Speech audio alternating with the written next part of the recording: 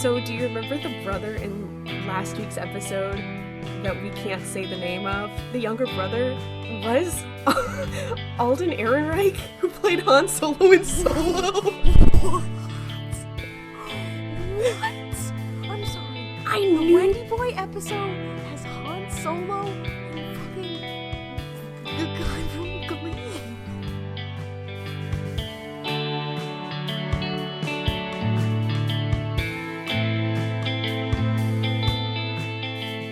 Hello, and welcome to Super Hell, aka the Mystery Spotcast, a show where two recovering Supernatural fans subject themselves to a rewatch.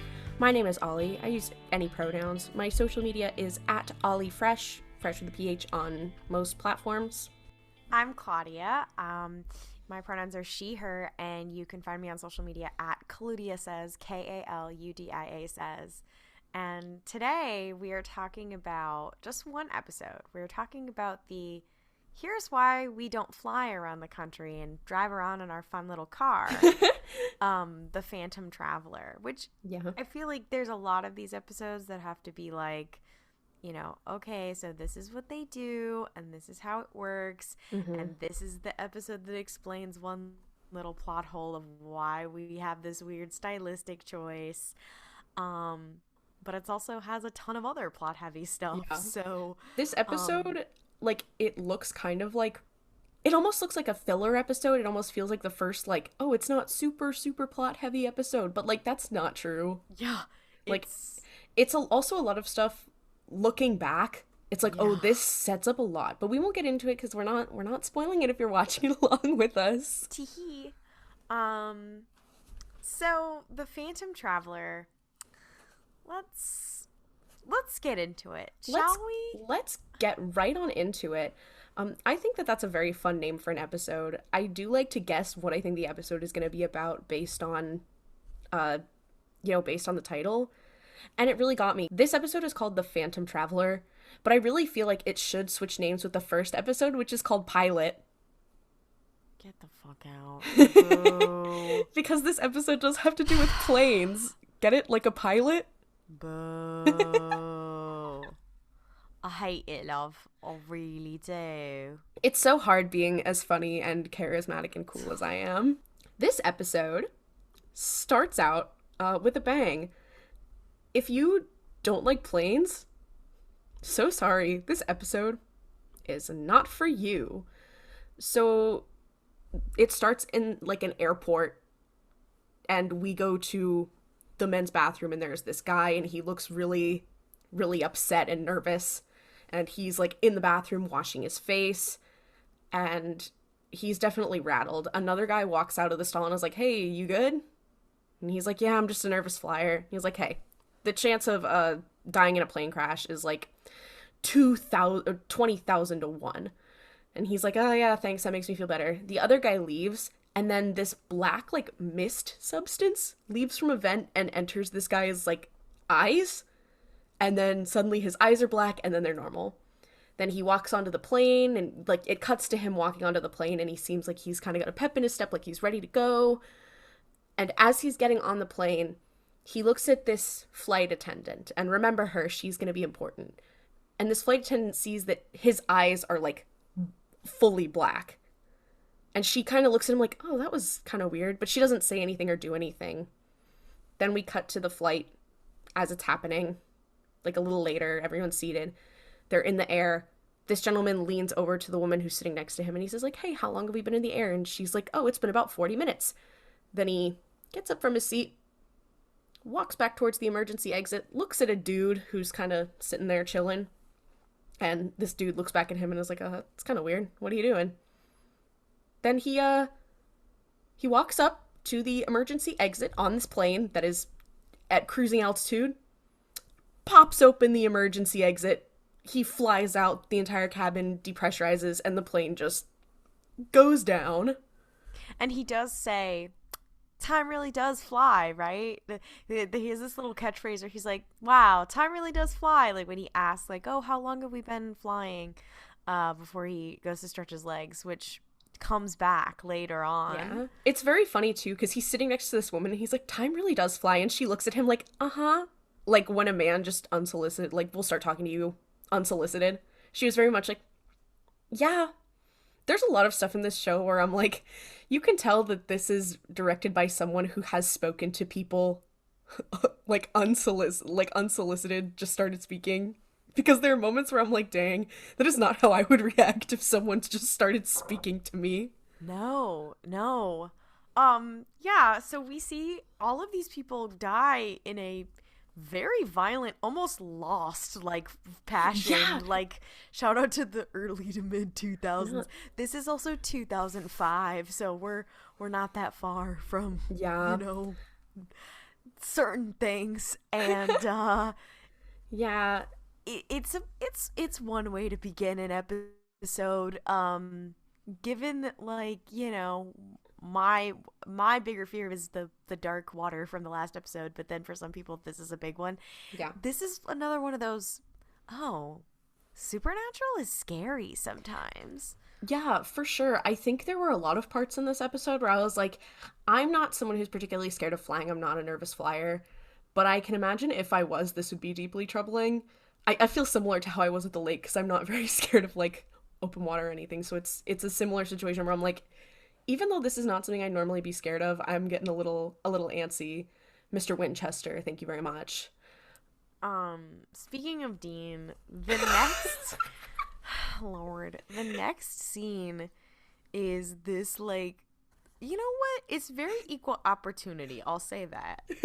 This very, like, not like sexual, but like very gratuitous pan down Dean's entire body as he's sleeping. It starts with he's laying like, you know how there are those comic book covers where they've drawn the female character in like a like totally contorted so that you can see her ass and her boobs. Yeah. That's how Dean Winchester is sleeping on this bed. And he's wearing like a tight shirt and like boxer briefs. Little tiny black boxer briefs, and you see his whole hairy legs, and I'm like, I'm so scared. This is a scary show. Correct me if I am wrong. Correct me if I am wrong. Is this not the shot that is in that infamous Tumblr post about that is using the golden ratio to talk about the curve of Dean's ass? I think you might be right. This is the only part I can think of where we see a gratuitous ass shot of Dean Winchester while he's lying in bed. I'm sure there are more gratuitous shots of him, but this one specifically feels familiar. There's ones of him like shirtless and stuff like that, like the ones that are like more sexual, but this is one that like there's an infamous Tumblr post. Also, I do think it's important to say Dean Winchester does sleep with socks on, so take that how you will. You know, it's up to you. But anyway, the episode starts with... So, it's that, and then they do make it, like, seem like kind of scary music, and then, like, someone's walking in, and then it's just Sam being like, hello? What's also funny is maybe in the early 2000s, mid-2000s, this would be different, but... we know so much like what Sam looks like, and Sam looks so distinct. Like he's extremely tall, his hair is silly, so it's like basically the shot that we get is Dean is backlit by like a window and a door, and the door opens and we see someone walking in who's backlit, so we can't see who it is, but it's so obviously Sam. Like it's like, not like a mystery. Why is it scary? Yeah, and you're like, it's scary because it's Sam Winchester. Yeah, and then basically Sam comes in and he's like, hey everybody, I'm doing great. And Dean's like, bro, it is 5:45 in the fucking morning. Did you sleep at all? And Sam's like, nope, and I am doing just fine. Yeah. And Dean is like, have you not been sleeping? Have you been having nightmares about Jess? And he's like, yeah, maybe I have. And he's like, but that's what the job does to you. I mean, doesn't it happen to you? And Dean's like, no, I'm just built different. Yeah. And it's like, clearly, and then Sam's like, no, not really, you do have a knife under your pillow. And he's like, no, I just fucking one eye open when I'm sleepy. Dean's like, this is just reasonable, like, you've seen what's out there.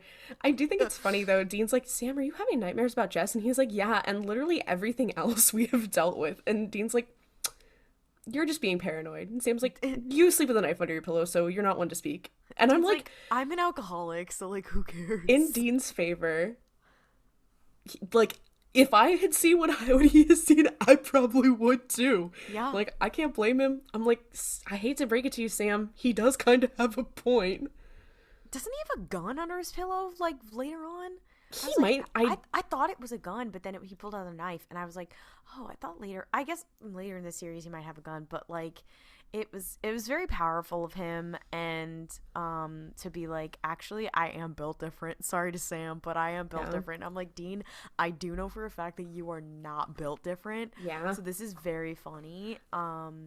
It's such a funny scene because it is once again in the first episode. There's like the hey. Dean's like, no chick flick moments. I don't want to talk about my emotions. Dean is literally always trying to talk about his emotions. No, that's like literally he's like the oxymoron of his fucking he's show. like, Sammy, are you okay? And Sam's like, I'm fine. And he's like, are you sure? Do you want to talk about it? And he's like, no, Sam is the one who's like, I don't want to talk about my feelings.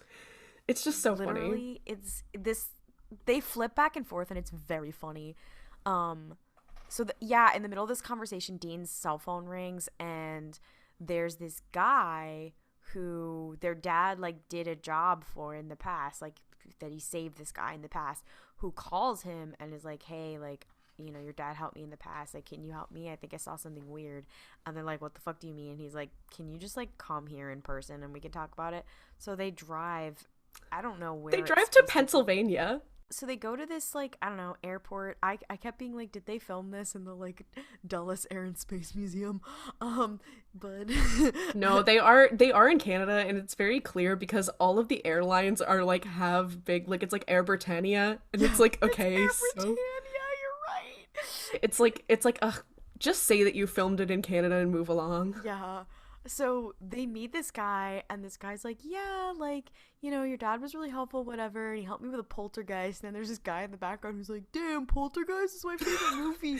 And I'm like, could you guys not wait to have this conversation not in public? Yeah, they walked in and they were like, pedal to the metal, we got stuff to do. It's very funny. And Jerry, this guy's name is Jerry.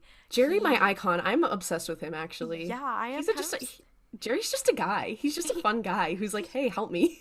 He's just this, like, man. He brings out the voice recorder. He brings out, like, the black box of the plane that crashed at the beginning. And he's like, so you're going to want to listen to this. And honestly, the sound design on this, I do have many questions. It's, like, normal black box sounds of, like, a crash. And then, like, a random horrible sound of a monster over top of it.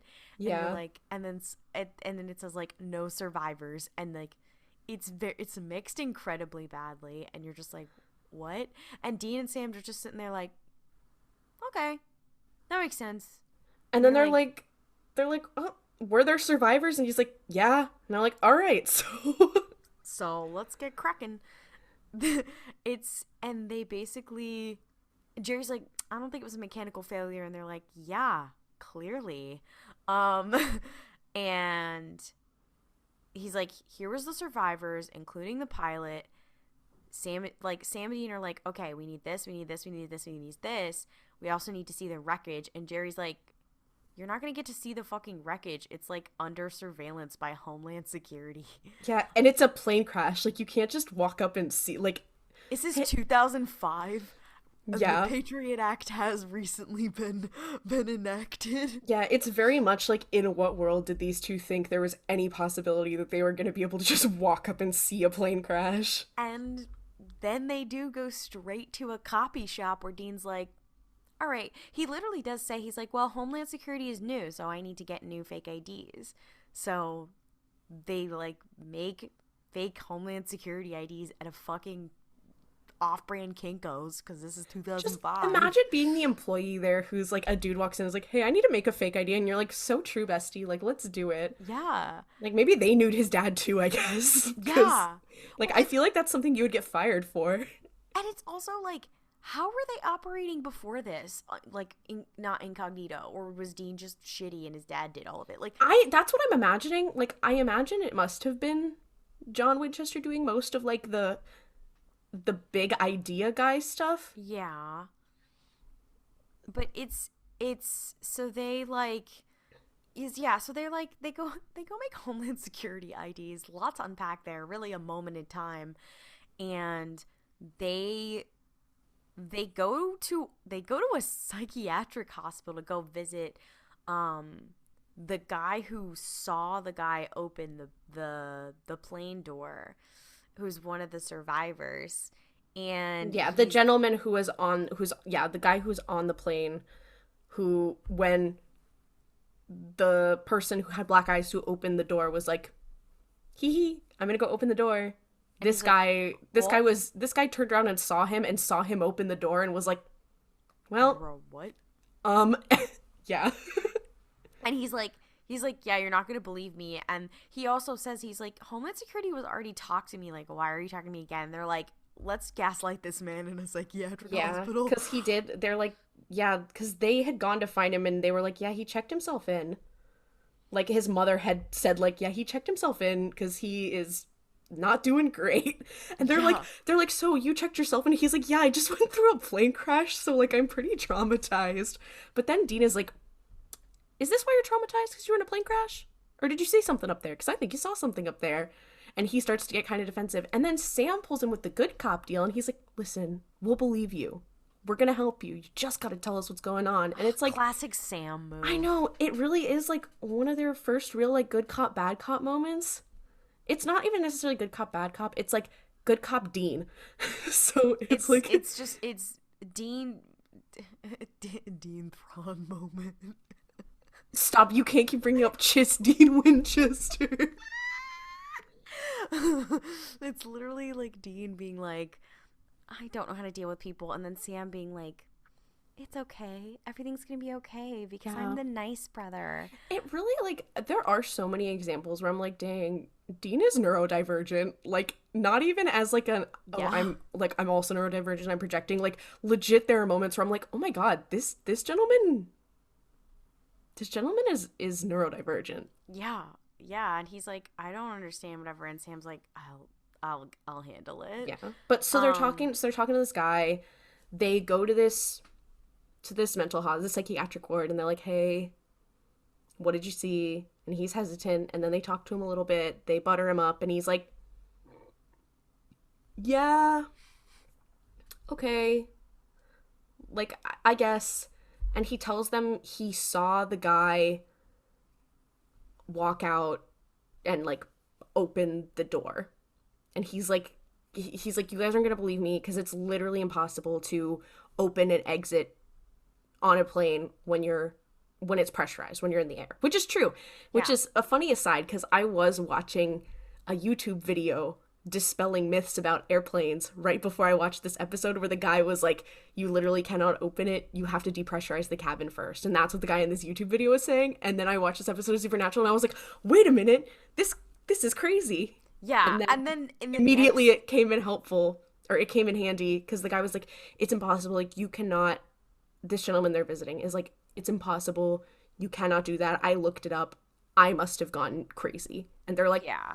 Ooh, and Dean says it in the next episode, he's like, yeah, you have to have fucking superhuman strength, so clearly something's wrong. Yeah, in the next scene, yeah. Yeah, so they do go visit this guy's widow, and they find his address, because they find out who the guy is that the person in the mental hospital was talking about. Yeah, and they go visit his wife, and his wife's like, no, there wasn't anything weird, and they're like, okay, there's nothing here. Okay, I they don't also understand what's wrong with this man. They also ask her, they're like, so how long were you married, whatever, and she's telling them all this, and like, did you notice anything weird during your marriage? And she's like, he had acid reflux, which was so funny because it caught me so off guard. Sam really is just, they're like, I fucked this one up. Yeah, they're like, dang, all right, maybe this guy is just some guy.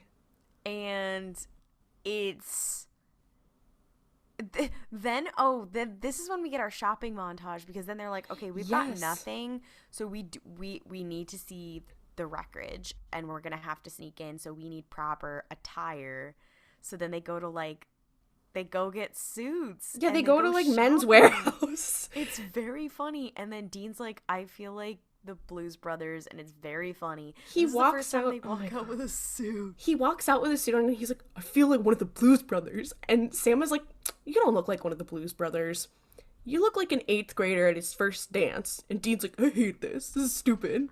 He's an idiot. He's like a little guy. He's like a little kid who's like, this is stupid. I don't want to wear it. I don't want to put on my church clothes, Mom. It's very funny. And like, considering you guys get arrested constantly, this is very funny. It's also so like, I'm just like, dang, he just doesn't like that texture. Leave him alone. Yeah, leave him alone. And that's why he's always like, I have to be driving my special car and wearing my special jacket. Um, Yeah.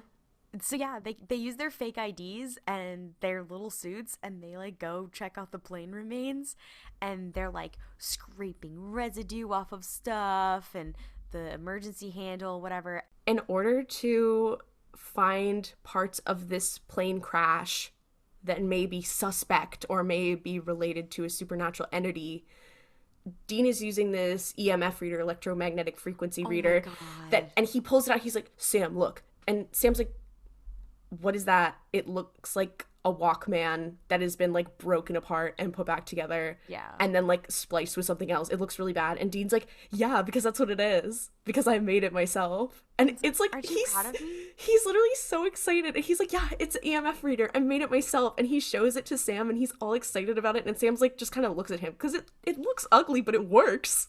He's like, But Sam just kind of looks at him and just kind of gives him the eye, and Dean's like, you see the excitement drain from his face, and I'm like, dang, that is really sad. I'm like, oh, bestie, I love you, King. I know. I'm like, can someone please give this man some validation?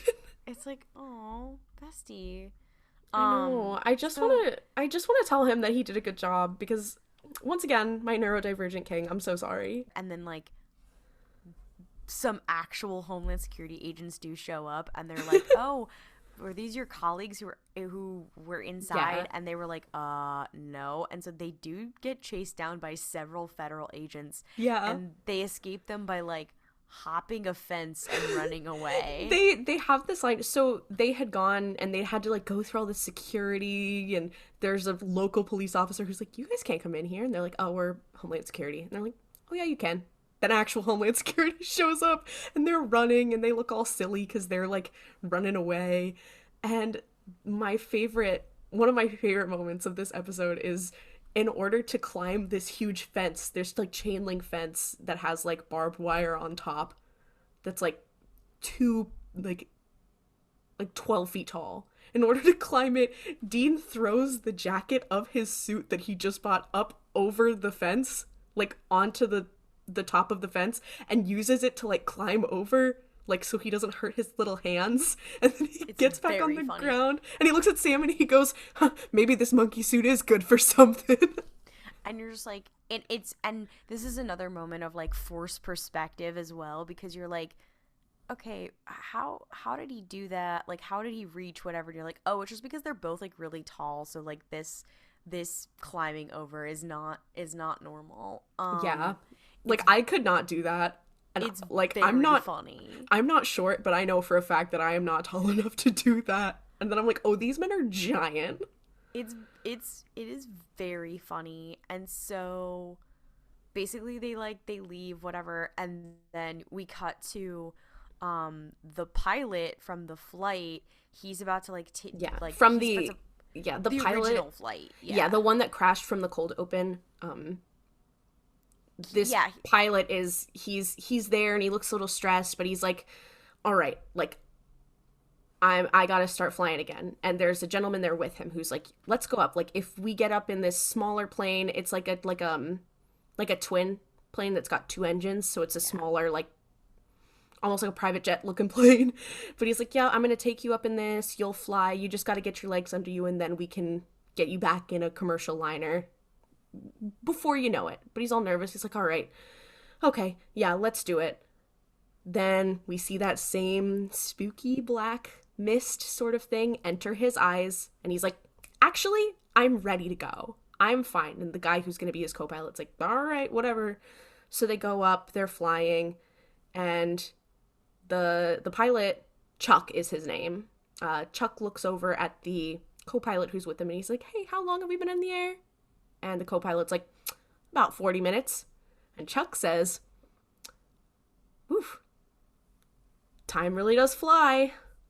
And then crashes the plane. And then he does bonk the other guy on the head very hard with his fist, and then immediately puts the plane into a nosedive and crashes it. Yeah, it's pretty crazy. So they go to Jerry and they're like, the stuff they're like, yeah, this stuff that we scraped off, it's sulfur, and that means we're dealing with a demonic possession. And if you've watched Supernatural, you know Yeah. we're in the big game now, Yeah. boys. Like this is what it's all about. And Um, they never like specify what Jerry's job is. Because no, he looks at it and he's like, ah, you guys are dealing with sulfur. I'm like, I guess he's a chemist. I yeah, mean, I guess he just builds planes. I mean, good for him. I enjoy yeah, him. It's just funny because I'm like, this guy, he's got access to a lot of stuff. He's just a yeah. fun guy. And yeah, so while Sam and Dean are like they're looking up demonic possession and whatever, They and have Sam, this like extremely funny scene, which is funny later, where Sam and Dean are like doing their little research, which they do in every episode, yeah, and Sam is like talking kind of at Dean. You go to their, I guess, hotel room that they're staying at, and they've yeah, got all of like the red string and the pictures of demons printed, posted up on their wall. And yeah. Sam is like, so get this. So get this. So get this. Every culture has demons or demonic possession in their lore, right? So every culture has something having to do with demons. And Dean's like, well, yeah, but like I've never seen anything involved with like a plane crash where it kills as many people as it killed. Like there were like 100 people on that plane and only 7 of them survived. It's crazy. I've never seen that. And Sam's like, well, in Japanese culture, there are examples of certain spirits and certain demons being associated with different kinds of disasters. So there's a big thing about talking about how it's this big multicultural concept, how it can't be sort of classified into a certain culture, which, spoiler for later in the episode, completely ignores the Yeah, multicultural aspect. There's a lot of dealing with like, oh, well, we must use Christian words to, but yeah. we'll get into that. But just I mean, this remember is that for later. a general problem of Supernatural. They're like, we're gonna bring in other stuff. However, the crux of Supernatural is that this is Bible fan fiction. The Yeah. story of Supernatural is the Gospel of Winchester. Spoiler alert, it is the Gospel of Winchester. It is supposed to be, it is Bible fan fiction. It's what happens next. Um Yeah. like and so sometimes they're like, yeah, we do acknowledge that there are other things, but we're going to do it badly. Yeah, like don't forget Christianity is always here. And And it's you're like like, okay. Sam literally spends like in this moment, he is like, here's all these different cultures that do it. And then they're like, but only one really matters. Like, wow, thank you so much, Supernatural. Like, oh, well. And you know what? Could you get into it in a meta sort of way of like, well, because this show it's such a representation of Americana and like white male American masculinity, and like, so obviously that would follow that, like, you know, it follows like the values of like, even if we're going to acknowledge other cultures, it's always going to come back to like, you know, white Christian hegemony and all that kind of stuff. Yeah, I mean, we could, but also But that was not their intention when that is making it. Like, that it's is not not their like intention. made to be satire. I genuinely do think they were like, oh my gosh, we're gonna acknowledge different cultures exist. We're so forward thinking and progressive. Congratulations to 2005. So But so yeah, so they have this whole little moment and they're like, so get this, demons, which is so funny considering what occurs following this on this show. And then Jerry calls them and it's like, hey, bad news, the fucking pilot just died. um and so they visit the crash site. which is They in Nazareth, Pennsylvania, which Dean mentions like multiple times. He's like on the phone. Jerry's like, Chuck died. He was my friend. And Dean's like, what? I'm so sorry. Where's the crash? What happened? And he's like, it's in Nazareth, Pennsylvania. It's in Nazareth. And Dean's like, huh, it's kind of ironic. And Jerry's like, what? And he's like, never mind. We'll go check out the crash. Yeah, and that's when Supernatural's like, by the way, we are Bible fan Yeah, fiction. it's just very funny too because I'm like, Dean, someone just died. Like I know it's a show, I know it's a TV show, and I'm being too hard on this character Oh, because it's he a got TV so show. early. But it's so funny because imagine you're like, my friend just died, and your other friend's like, it's so ironic that he died while he was driving a car, just like the movie Cars. Like, it's so off the wall. It's I so hope weird. I hope that if and when I die, You do that to me, Ollie. Yeah, if anything ever happens Did to you you, I'm think gonna be like, oh, they're like, oh yes, Claudia got hit by a car. I'm like, oh my god, just just like the movie that's Cars? just like the movie Cars. Was lightning there? No. I'm gonna be like, yeah. So basically, I can't deal with this. So basically, they go to the crash site. They're like, okay, we found sulfur residue. They realize that the demon is. I will say this. We did say that, oh, it could be a demon of any kind, but this is the part where Dean actually is the one who determines that, no, this demon is following Christian biblical practices, I guess, because they realize, okay, every single time there's been a crash, it has been 40 minutes into the flight. The ones we found in the past, the one that just happened, and this one. Yeah, because they had, while they were doing research, they found like a couple instances of people dying 40 minutes into a flight over the course of the last I think it was like last couple years. So like, Dean's like, it's a biblical number, 40 days and 40 nights, blah blah blah.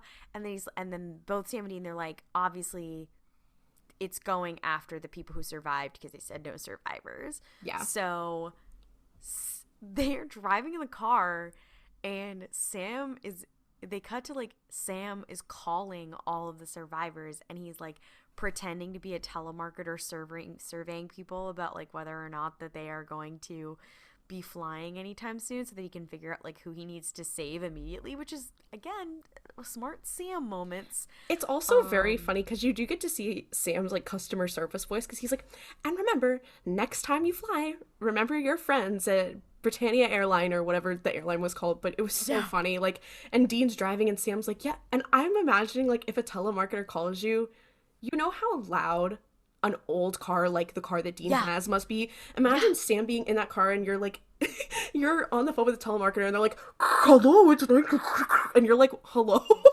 like it's all of it is extremely funny.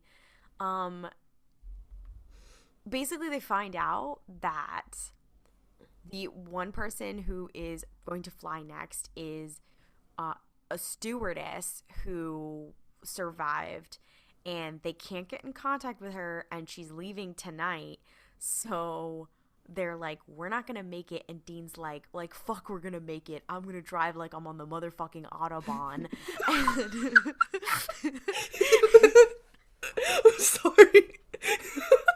No, because literally he's like, don't worry, we got this. And then he's like, light, turn on the turbo. Dean says, let's go, girls. Like he literally said, all right, Sammy, put the pedal to the metal. It's like he's like, Alexa, play Highway to Hell. Oh my god.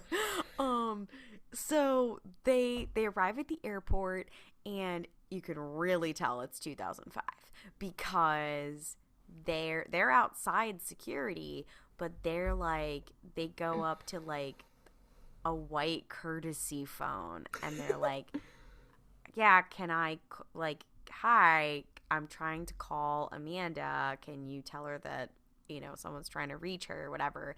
And she's like being paged at the gate, and she like has to go to the courtesy phone for them to like to call her. I'm like, damn, 2005 much? Yeah. Dean spends this stupid fucking story that her sister had a car accident to try and keep her off the plane, but it doesn't work because she's like, I was literally just on the phone with my sister, like, what the fuck? Yeah, like 5 minutes ago, I just talked to her. She is at her house. Who are you? Is this like one of his friends? One of like, she says like a guy's name. She's like, is this one of your friends or whatever? And he's like, yeah, I'm his friend. Your ex-boyfriend's friend. Yeah. He's really messed up. You need to call him right now. He needs to talk to you.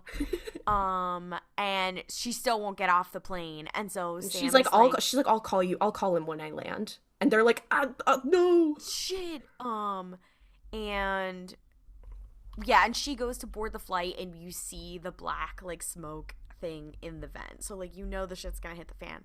And Sam turns to Dean and is like, the only way we're gonna stop it is if we get on that motherfucking plane and we exorcise the demon.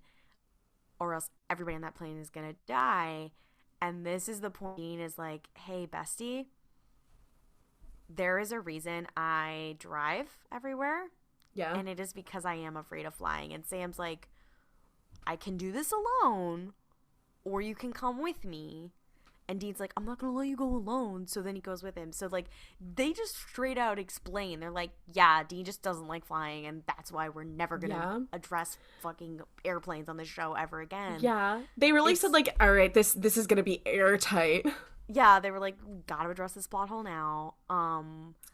They get on the flight, and Dean is, like, having a literal panic attack. He's, like, scared, whatever. Sam is like, you need to stay fucking calm. They only obviously have 40 minutes to find who is the person who's possessed. And Sam throws out this factoid out there that's like, it's going to be someone who's uneasy or under pressure. And that's why they targeted somebody who is afraid of flying. And yeah, he's like, Demon, if you're nervous, you're way more open to possession. And he's like, Dean, that's one of the reasons why when Dean's kind of having his little panic attack moment, he's like, dude, you need to calm down right now. Let's breathe in, out.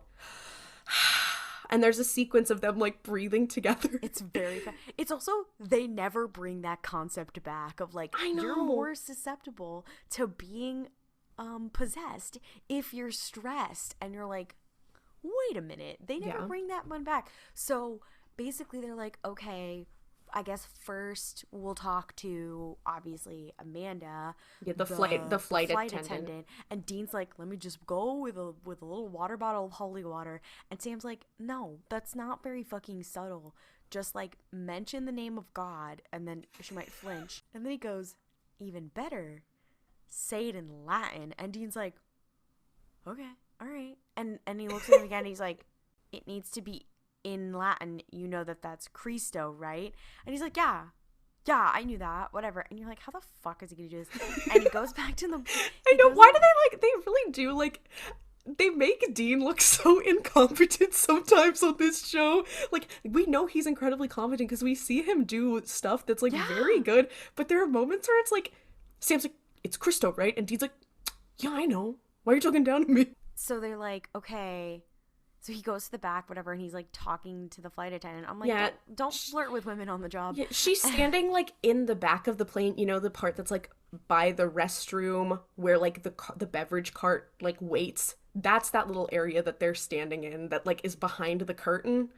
And he's standing there, and he's just like, so, you're a flight attendant? And she's like, yeah. And he's like, I'm a nervous flyer. I guess you never get scared of flying. And she's like, no, I mean, I'm, you know, flying does kind of stress me out, but, you know, it's fine. I'm not going to let it control me, and I'm happy to do my job, you know, whatever. Fully well known, Dean knows this woman has been in a plane crash, like, not like 2 weeks ago, maybe. Yeah, and they have this whole conversation, and then he, like, a fairly normal conversation, and then by the end of it, he just looks her straight in the eye, and he's like, Christo, whatever, and she's like, I'm sorry, and then he, like, says it again, whatever, and you're like, you could not have done that in any other way. You could not have done that in a more obvious fucking way. It's very funny. To be fair, he's neurodivergent, so leave him alone. So, like, he goes back to Sam, and he's like, she's weirdly well-adjusted. Yeah, I think the exact quote is, he says, well, she must be the most well-adjusted person on the planet, which I believe 100%. Very funny. She's an icon. Amanda, girl, I hope you're doing well. Yeah, and he, like, there's some turbulence, and Dean starts to freak out again, and Sam's like, we need to keep it together. We're running out of time, and we need to do an exorcism, and that's going to be 2 parts where you have to get the demon out of the body, where it's going to be more powerful for a little bit, and then you have to get rid of it, and both parts of the ritual will have to be read. Yeah, and he's like, so get this. I found this thing in Dad's journal that you have to read out loud in order to exorcise a demon. And so then Dean, again, too obvious, starts walking up and down the aisle with his little Walkman detector. And I'm like, yeah, because they would let you do that in 2005 after 9/11 to just walk around with your weird little device.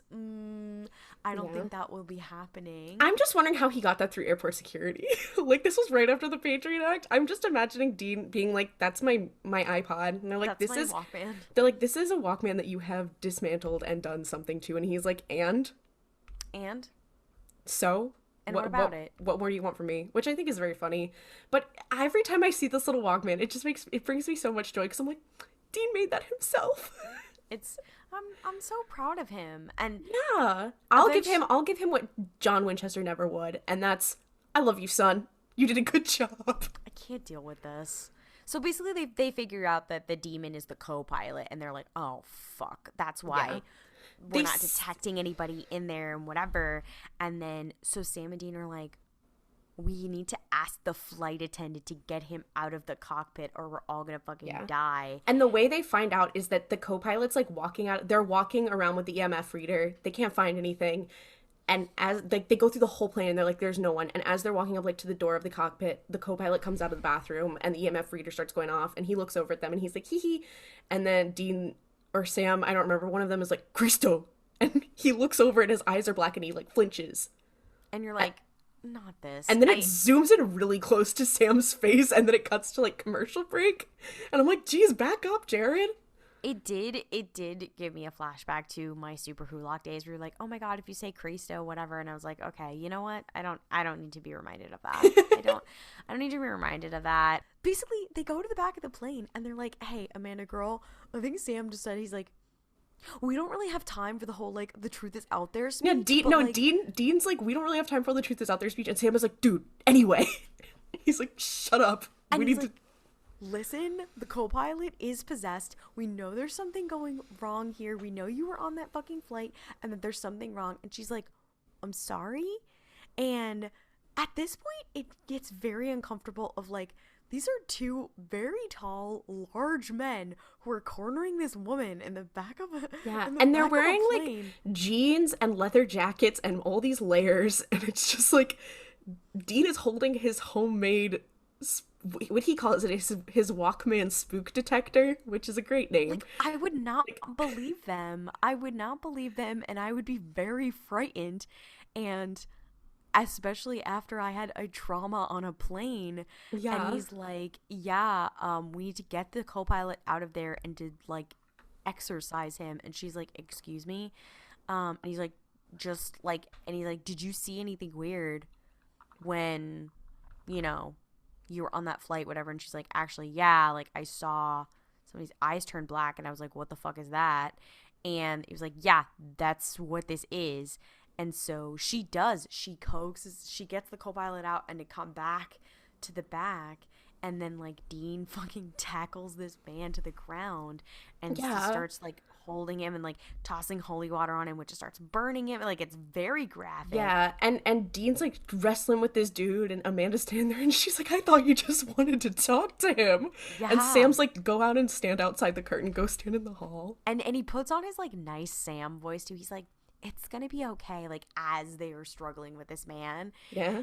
And then she does. She's like, fair enough, this is out of my pay grade. And she goes and stands in the hall like an icon. And the demon, it like looks at Sam and is like, I know what happened to your girlfriend. And Sam's like, excuse me? Excuse me? Excuse me? Yeah, and it's like, I know what happened to Jessica. I know what happened to Jess. And then Sam is like, this is like while Sam is reading the exorcism spell, and Dean's like, hey, please continue to read because this man is attacking us. And Sam's like, anyway, like he does pause for a minute, and you could tell he's like, huh, hold on. Yeah. And in that time, the demon does get out and starts traveling the vents, and then the plane immediately starts to nosedive and crash. And Sam, people are like flying everywhere on this plane. Like, it shows a scene from like the cabin of the plane, and people are just like flying back and forth. This plane's going straight down. Yeah, and like Sam, at this point, Sam has not memorized the exorcism or anything. So like the book slides away and he has to like go get it as the plane is like falling, whatever. So it's like a very dramatic, like him reaching for this fucking journal, as Dean is like still grappling with this man in the back. I think the guy passes out, and then you have the very iconic shot of Dean in the corner freaking out as this plane is crashing, because he's been used as a reaction gif for literally everything. It's so like, because the guy, like the demon, leaves, so the co-pilot's just like passed out. So Dean's just like by himself in this room as this plane is crashing. He's not buckled in. He's just like hanging on, and he's bracing himself in the corner, and he's like screaming, and I'm like, dang, this is so sad. Yeah, it's like, it's very tense, and eventually Sam like loudly like reads out the stuff, and then, you know, the plane kind of stabilizes and everything's fine, and they've Patrick, we saved the city. Yeah, like the plane's all messed up and everyone's like flying away, everyone's fallen over, but it's like people are fine. Like no one died, so they're like, we'll consider this one a win. Yeah, and like they come out, and they're like, people are, you know, being looked at by paramedics and questioned and all this kind of stuff. Yeah, and we see the co-pilot. He's like in a wheelchair, but he's okay. He's got a travel blanket on, and they're like, he's talking to the paramedics in this sweeping shot that passes him, and you hear him say, like, I don't know what happened. I was in the bathroom. I don't even remember getting on the plane. Yeah. Like, so clearly he has no memory of the incident. And Amanda, the stewardess, like, Sam and Dean do their little, like, we're gonna dip out here, and they're in the corner, and she, like, looks at them, and she's like, thank you. And then they walk out, and Sam's like, yeah, that fucking demon knew about my fucking girlfriend. And Dean's like, I hate to break it to you, but demons do read your mind and lie to manipulate into things, right? Like, yeah, like, I Sammy bestie, I don't think he knew. I don't know. Spoiler alert. He may or may not have. Yeah. It's a mystery. They go back to Jerry's, like, house, I guess. Yeah. Or, like, to his job to be like, hey, Jerry, everything's all good. We figured it out. And Jerry's like, you guys are so epic. Thank you. He tells Sam, too, he's like, oh, your dad used to talk so much about you. So happy you got to work with you. And Sam's like, oh, dad talks about me. Anyway. Yeah, and you're like, fuck John Winchester, actually, bitch. Yeah, he really, it's so weird, but you don't know that yet. It's supposed to be like John Winchester's a cool guy who just disappeared, sort of. Nah, he's a bitch. I mean, he is, but viewers don't really, you kind of get that, but you don't really get that, you know? Yeah, and he's like, oh, like, you know, I'm gonna thank you for all you've done, and he asks, like, Dean's like, so how did you get my phone number? Like, I haven't had it very long. I have burner phones all the time, blah, blah, blah. And Jerry's like, oh, well, you know, your dad's voicemail, like, says to call Dean at this number. And Dean's like, that's weird, because the last time I checked my dad's number, it had been disconnected completely. So now it's not disconnected. So what's the truth? And then, like, Dean calls his dad's number, and it goes through, and he hears the message saying, like, call Dean at this number, which is a full phone number. Like, I'm wondering if that's someone's fucking phone number. I mean, it was a 555 number, so yeah. And Arthur, come here. So, Dean calls the thing, and he's like, so this means our dad could be alive.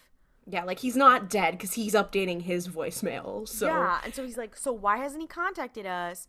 I'm confused. Yeah, like, he's like, so you've got time to update your voicemail inbox tone, but you don't have time to call your son? Okay. Yeah, and Sam starts to, like, have a little bit of a mental breakdown on the hood of the car. Yeah, This is an iconic shot, It actually. is, because they're listening to this message with Dean's flip phone on speakerphone, and it's just the two of them, like, sitting on the hood of the car, like, listening to it. And then it ends, and they're like... Sam is, like, acting his ass off a little bit. Yeah, Jared did kind of snap on this one. Yeah, and then... Don't say he never gave you anything. And this one has the classic, like, we're gonna have an emotional discussion at the end about our feelings, and then we're gonna get in the Impala, and then we're gonna, like, drive off and, like, see the road, and then, like, have this great screen fade to black. And it's so weird how, like, this is such a, like, not campy, but, like, this is such a, like, oh, this should be, like, a filler episode, but this has, like, every piece of, like, important supernatural lore in it of, like, demons and, like, at least the demon conventions for the first 4 seasons. Then after that, they kind of just throw shit out the window, and of the world and of, like, all this stuff, and you're like, oh, shit. Yeah. It all started here. It really did. Like, I think, you know, this is where we really are kicking into high gear with, like, oh, there's plot happening, and this is one of the first steps we really get towards, like, finding John Winchester. So it's a really interesting move. Like, I enjoyed this episode. Yeah. Because it also, like, balanced, like, the seriousness of the situation while still managing to be kind of lighthearted and silly. Yeah, which is when Supernatural's at its best. Like, I would consider this episode, people don't talk about it that much, but this episode is a really good one, and it also, like, really, it captures, like, young Sam and Dean really well. Yeah. It also really helps, like, solidify the connection that Sam and Dean have. Yeah. Because you do see, like, Dean is, like, he's like, okay, I'm in charge. I know what we're doing. I'm kind of planning out where we're going. Here's what we should... Here's our grand scheme idea. And Sam's like, okay, well, I'm going to focus on some of the micro details. And you see, like, why they work so well together. And, like, when Dean starts to get out of his element and lose it, Sam's like, all right, I'm okay with doing new things. Like, I'm okay. I'm good to fly. Let's try it. Let's do it. Whereas normally Dean's, like, impulsive. Sam's like, actually, I can be impulsive sometimes, too. Yeah. I don't have as much to say about this episode because it's, like, this episode is just really good. And also, it's airtight. Like, much like the plane, much like the plane wasn't. It's airtight. This is also, I think, where the, like, famous Super Hulak gifs come from. Yeah. Of them, like, showing their badges, whatever. Yeah, because this is the first one where they go and they get their silly little suit, and then... Yeah. And then they use the same suits for a very long time. It's kind of sad, actually. I mean, that's very real, though. You buy one set of dress clothes, and it's like, okay, well, if it works, why do I need anything else? Yeah. So I kind of relate to them on that.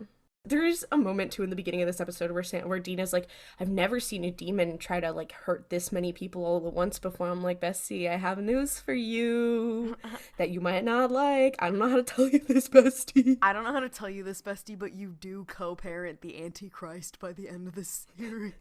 You talk about this boy all the time. I don't know who he is. I'm so excited to meet this child.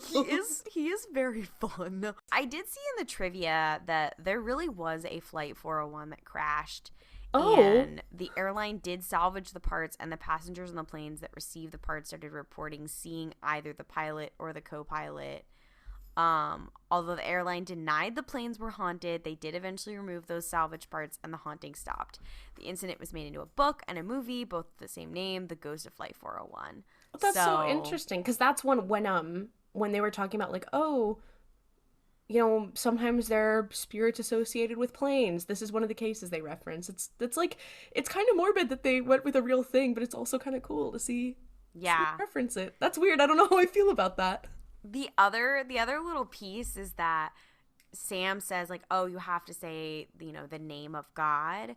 And the Latin word for God is, you know, Deus and not Christo. Christo is Christ. So it's very Christian because it's like, well, they're technically the same thing. So I do also like the concept of Sam, like, failing his Bible study class. And he is like, I don't know, what Christ, God, same thing, right?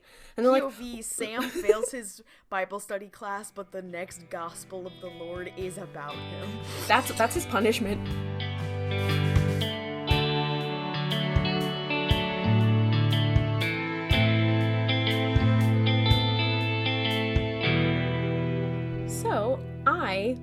wanted to bring a segment to the table. When we only do one episode in our episode of the Mystery Spotcast, I figured it would be kind of nice to follow up, with some fluff, with a little game. I have prepared a game today for you. It is called, Wait, They Were in Supernatural? Oh, no. The way that this game works is I'm going to tell you the name of a celebrity, and you are going to tell me if they have been in Supernatural or not. Oh, Jesus fucking Christ. I have prepared 9 celebrities for you today. Oh my God. So I'm going to tell you who they are and what they are best known for, and you are going to tell me if they have been in Supernatural. Okay. Okay. I'm going to start with one that's kind of easy. Snooki from Jersey Shore. Oh, yes. Yes, she has been in it. Yes. I think I remember when she was. It was crazy. Yeah, she was a crossroads demon. Oh my. Yes.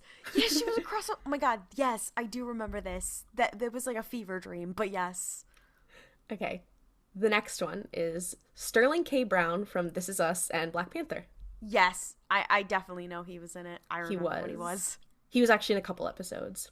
Okay. The next one is Jonathan Galecki from The Big Bang Theory. I'm going to say yes. He was not. We don't have. Damn. I did double check. I didn't see any Big Bang Theory crossover. Stay safe. Stay safe out there, everyone. Jesus Christ. Okay. I think there is a shot on The Big Bang Theory, like, of the whiteboard or something that does have Dean and Castiel on it, and that does kind of make me feel crazy. The idea of Sheldon from Big Bang Theory being a Destiel shipper is a lot. I mean, taste. Yeah, Jim Parsons king. Thank you. Get out of there. So happy that you're free now. All right, the next one I have. Leslie Odom Jr. from Hamilton. I'm going to say yes. He was, I believe, I don't remember if he was a demon or if he had made a deal with the demon. I think he made a deal. It was crazy too, because this was like shortly before Hamilton began production. It was maybe a year, like maybe 2 years before. It was in his guest starring era going stage to screen. In his the television show Smash era. Oh, R.I.P. Smash. Man, when Smash and Supernatural were on TV at the same time. Oof. It was a great time for insufferable people. Oof. I mean, me. I mean, same too. I didn't say I wasn't included. I will say that's one of my crowning achievements is being insufferable. The next one I have is Manny Jacinto from The Good Place. I'll say no. He was. What? Yeah. When? I don't know. I can check. Give me 1 sec. What? So he was in an episode in season 8 that was called Pac-Man Fever. Pac-Man Fever is the 20th episode of season 8. It's the one with Charlie, where she goes with them. Oh my God, you're right. Holy shit. Pedro Pascal. No, that's a no. I know he was in Buffy. He was not. He was in an episode of Buffy, though, when he was very young. Listen, I do know all of his roles, big and small, so you can't fool me on this one. The idea of seeing any of the actors from Supernatural in The Mandalorian would would absolutely break my immersion. Even if they were, doing an amazing job acting their ass off. I'd be like, Dean Winchester. I would be like, oh my God, is that Dean Winchester? It's Ufsa'dean'winchester in the Ahsoka scene. Oh my gosh, Ufsa'dean'winchester from the Chiss Ascendancy. This is a deep cut. This one goes out to all of our Thrawn fans out there. Rick Springfield, the singer of Jesse's Girl. I'm going to say yes. I think I remember this. He was in there. I don't remember what episode he was from, but I know I was telling my mom that I was going to be talking about Supernatural, and she was like, remember when Rick Springfield was in that show? Because she loves Rick Springfield. Yeah. Shout out to my mom. She does listen. Love you. Josh Peck from Drake and Josh. I'm going to say yes. He was not. I made that one up. Damn. I think it would be funny, though. Talk about breaking my immersion. That is also someone who I would see and be like, Josh from Drake and Josh. The fuck are you doing here? Okay. And the last one I have for you today. Oh, no. Finn Wolfhard from Stranger Things. I'm gonna say no. He was! What? Finn Wolfhard from Stranger Things was in Supernatural. He was just a little guy. He was like traumatized child in an episode. In what episode? He was in a season 11 episode called Thin Lizzy. That sounds familiar. Let's find out what it is. For a Supernatural podcast, we don't know that much about Supernatural. Okay, there's like 15 seasons worth of shit. Like, I can't remember all of it. That's so true. Okay. I do know that the season 11 finale is called Alpha and Omega. And I remember when it aired and going, I can't deal with this, love. I can't do it. Okay. So this is the one where Sam and Dean go to a bed and breakfast that also happened to be Lizzie Borden's old home. Oh my god, now I remember this one. Dang. I have not thought about this episode in a hot minute. I hope you've enjoyed my little game. Wait. They were on Supernatural? Thank you so much for playing along. And thanks for listening this week. This will be our second Tuesday drop stuck here at the mystery spot. And we've had just overwhelming support in the first few weeks. So thank you. Yeah. Thank you for listening. Thank you for sharing it. Thank you for taking a brick to your own head and thinking about Supernatural each week with us. Yeah, we are truly honored. I was genuinely like, yeah, maybe a couple people will listen. It's just a fun little project and like an excuse for me to force myself to rewatch the show. But now I'm like, oh, I'm so happy people are also hurting themselves in their confusion with us.